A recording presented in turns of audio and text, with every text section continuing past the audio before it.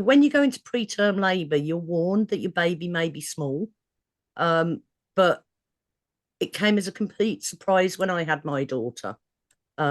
She was born full term, and she only weighed £4 and 10 ounces. So my labour was pretty quick at just 6 hours, especially being as she was my first baby. But once it had been ascertained that she was a breech presentation, they decided that I'd need a cesarean. I did agree and vaguely remember signing the form, but she was born middle of January and the snow had been falling really heavily the whole time I was in labour. So the anaesthetist actually got stuck in the snow. And instead of me having that cesarean, I ended up having a forceps delivery. I think my most prominent memory is one of fear.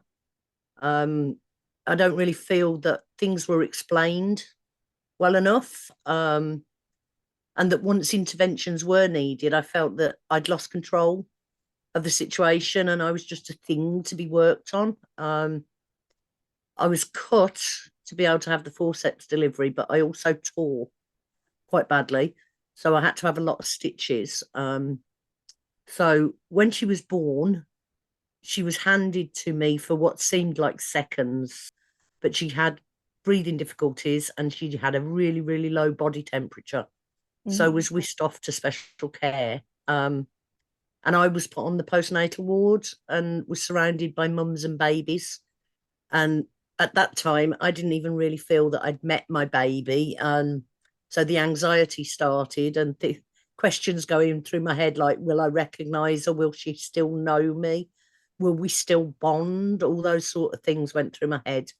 I really wasn't prepared for how much it would affect me emotionally. So I kept asking to see her, but I kept being told that I needed rest as I'd lost a lot of blood during delivery.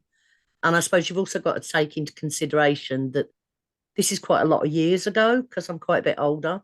So these were the days when every woman stayed in hospital for at least a week after birth. She also quickly really developed jaundice as well. So she was in an incubator, she was under lights. Obviously, there was difficulties around her breastfeeding. So she had to be fed through a tube, through a nose. I think the hardest part about having a baby in special care was especially those first few days when she was in what was considered to be the high dependency unit. There were other babies in there who were very, very preterm. And there was also a baby in there that was really quite poorly. So that was difficult. There was that, not just the stress of your own baby, but you're in there every few hours and you make a bond with the other parents there and you're not just concerned about your own baby, you're concerned about the other babies in there as well. The other thing, I suppose, she lost quite a lot of weight after birth, which all babies do.